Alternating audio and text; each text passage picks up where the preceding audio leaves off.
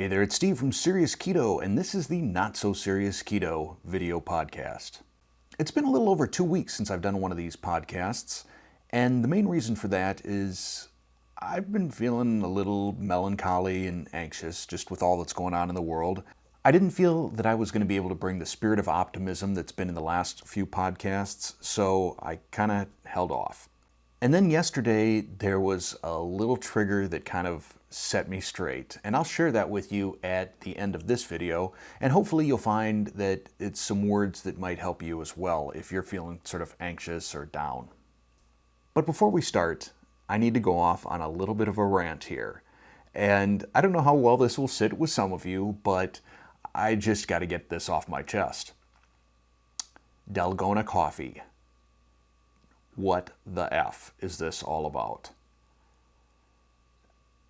You know, occasionally there are fads that come along that I just don't get, and this is one of them, and I hope it passes soon. I've had a few subscribers ask me, and this started probably 2 or 3 weeks ago, ask me if I had made whipped coffee, or if I'd be willing to make whipped coffee. And I kind of blew it off, and maybe that was a mistake because there are videos out there on making Dalgona coffee that are less than 2 weeks old that have 1 million views. Now first, let me say that from a food science standpoint, I think this is kind of cool. That you're able to take instant coffee and some sweetener and water and whip it up into this foam. But that's sort of where the cool ends. If you fancy yourself as even a little bit of a coffee enthusiast, you probably turn your nose up at instant coffee. It's just not all that good. Now, I wouldn't call myself a coffee snob. I have a friend who is probably, maybe he falls into that coffee snob category. He's got this, I don't know the name of it. I'll put up a picture right here once I look it up on Amazon.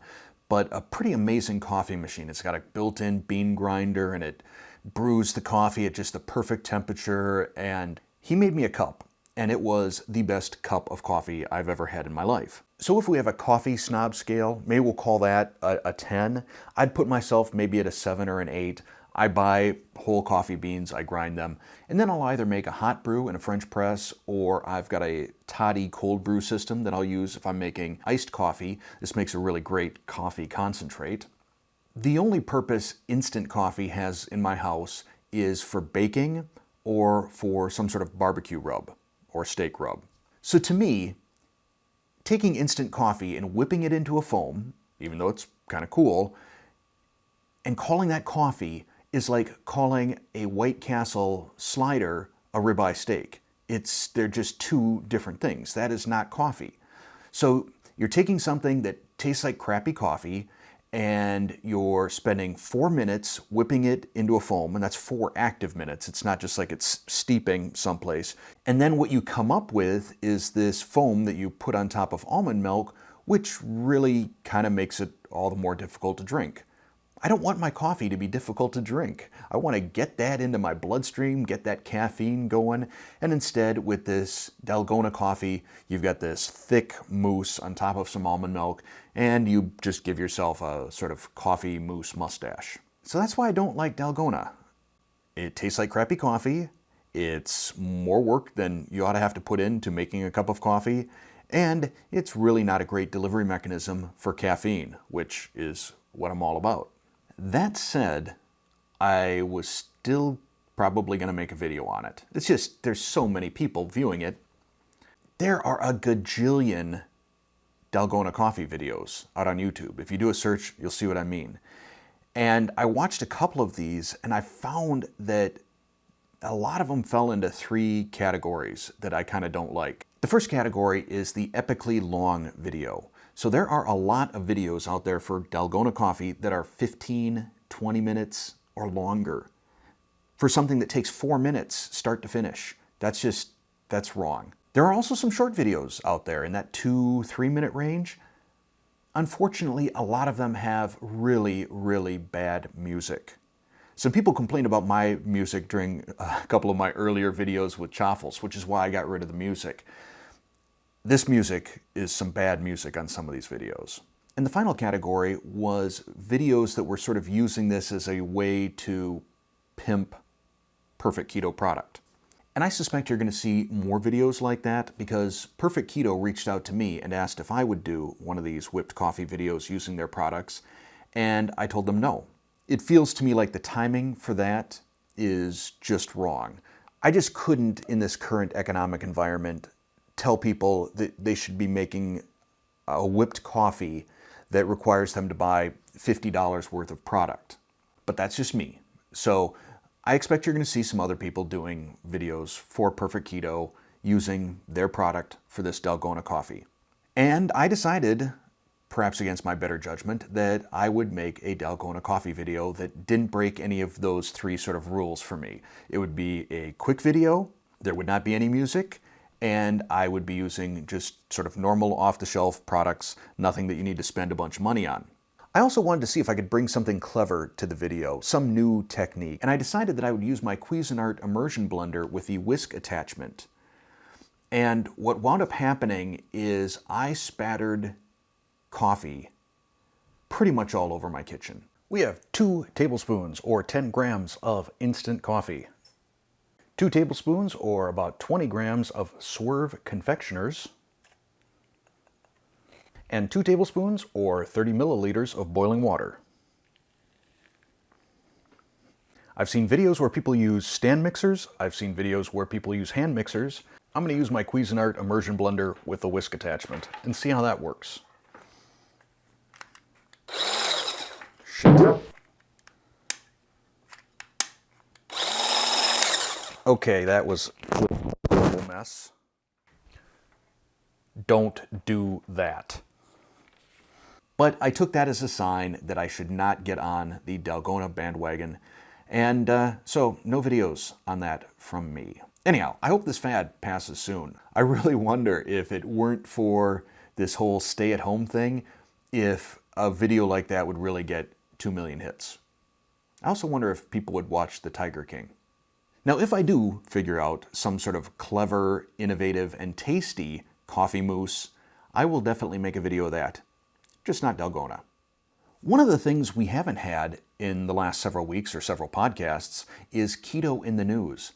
It seems like, first off, most keto in the news stories tend to vilify keto, and right now with COVID-19, everybody's focused on that. That's the villain. So it's taken some heat off of keto.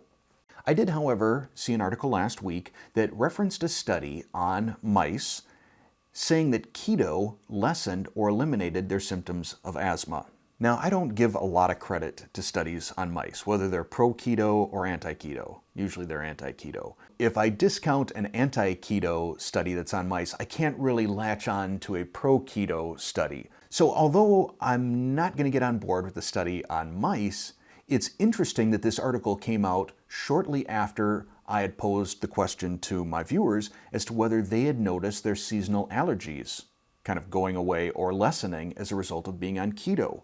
Of all the responses that I've gotten, I would say that at least 90% of people said that since going keto, they have either noticed an elimination or a significant reduction in their seasonal allergies. So I would pose that same sort of question to any of you out there that have asthma. Have you noticed a decrease in the symptoms of asthma?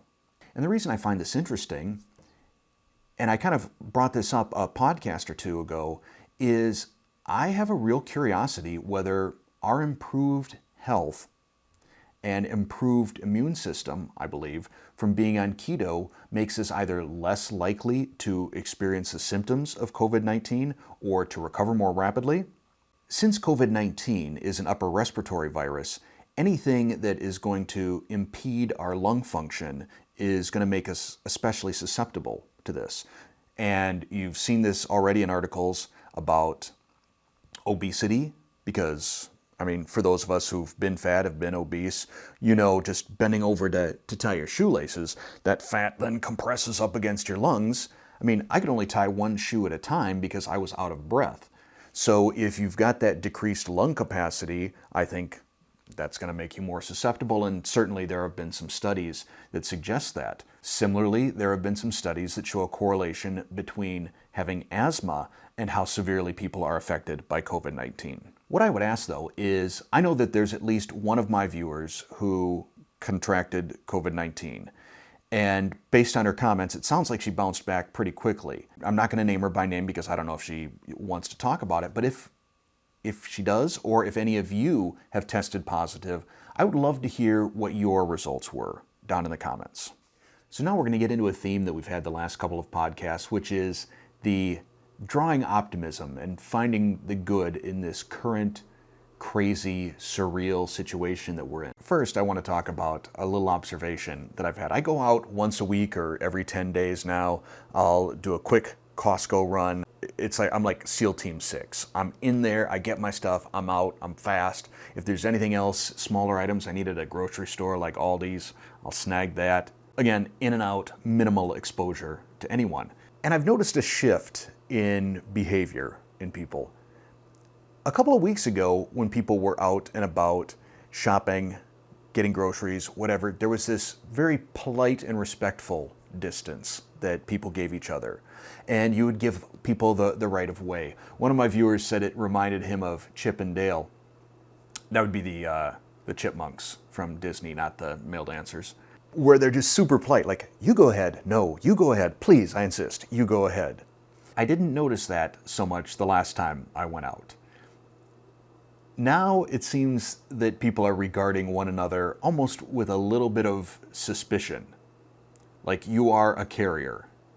I kind of think of that scene in the movie The Thing with Kurt Russell, where everybody is, strapped down to couches and chairs, and Kurt Russell is doing a blood test on each one of them to see which one is the thing. And they're all looking at each other like, oh my God, are you the thing? Are you the thing? I know I'm not the thing. Get me out of here. That's the sort of behavior I was seeing my last time at the store. And while people are still providing distance to one another, you're starting to see sort of this irritability a little bit, or, someone was standing by the lettuce. And there were two of us also keeping our respectful 6 feet away, but we both kind of wanted to be next at the lettuce. So it's one of these where you're keeping a gap, but you want to kind of shoot that gap as soon as it opens. And then you got this whole plexiglass thing. Man, did that go up fast. I mean, a lot of people must have learned some serious plexiglass skills in the last couple of weeks, because now it seems no matter where you go, it's like you're visiting someone in prison. And between wearing a mask and then being behind plexiglass, I'm finding that most of my conversations are like, pardon me? Sure? So yeah, sort of weird times. And I had what was somewhere between a comical and terrifying experience. Then also the last time that I went to the store, I use a Neti Pot periodically, at least a couple times a week. I find it just, keeps my sinuses functioning at full power. Haven't had a sinus infection in probably a couple of years since I started using it. But every now and again, it seems like when I'm using it in the shower and I go and I blow my nose, it doesn't fully drain out of my sinuses. Maybe some gets, way, way back or something. So I went to the grocery store to pick up some jicama because I'm getting really, really close to dialing in some jicama potato chips. And as I was leaning forward, all of a sudden, the saline solution from the Neti Pot decided it was going to drain. And there was just a stream that came out my nostril. It didn't land on any of the produce, okay? So it's not a super gross story. And it wasn't a huge stream. I mean, we're talking maybe a teaspoon. But it was one of those things that immediately I looked around, because I wasn't wearing a mask, and just prayed that nobody saw that. Because I'm sure if anyone would have seen that, there would have been an alarm, and a group of people wearing hazmat suits would have come and grabbed me and tossed me out of the building. It would have been like that scene in Monsters, Inc., where that one monster has a sock stuck to its shoulder, and the hazmat team just descends upon him and shaves him. So that's my weird experience. If you have had an especially weird out and about experience that you think might be funny or frightening or both, let me know down in the comments. I'm sure we could all use a good story. To close out this podcast, I want to talk about what I alluded to at the beginning, which is it can be hard to stay positive during these times. And I hit a point where I felt I couldn't do it, and I wasn't going to come and create a video where I'm complaining about how I feel and saying that I'm depressed and anxious and melancholy and I'm overeating and probably drinking a little bit too much. I've put on a couple of pounds. I wasn't going to do that. Well, I just kind of did there, but in passing. I was finding that I was sort of perpetually tired and unambitious. And one of the things that happens often in my life is things come along sort of right when I need them. Whether, this is God, the universe, or serendipity, whatever you want to call it. And, I was still yesterday, pretty much in this funk. And then in my Google News feed, there was a brief sort of semi-comedy, semi-rant routine by Adam Carolla. He was performing at a comedy club that was completely empty. So I'm assuming this is within the last few days he recorded this. And he compares this period that we're in right now to being in prison. And he said, when you go into prison, there's a saying, you can either do the time or you can let the time do you. You can go into prison and suffer through it, make a lot of bad decisions, be unproductive, figure out how to make bootleg liquor in your toilet, getting involved with the wrong people and doing the wrong things, and coming out of prison a lesser person than the one that went in. Or you can do the time. Read a book, do some push-ups. You'll come out of prison smarter and jacked. Make the most of your time because you're not going to get a time like this probably again. And I found it so interesting that what Adam Carolla had to say was what I said 3 or 4 podcasts ago when I was talking about the experience of being laid off. You can either make the most of this time or you can make it be a complete waste of your time.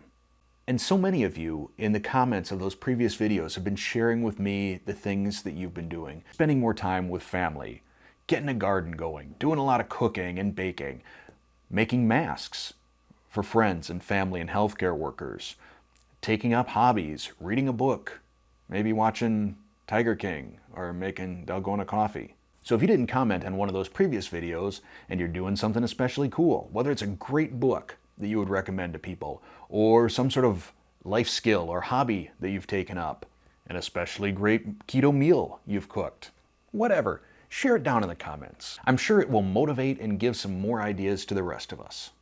But that's it for this podcast. So thanks for listening or watching.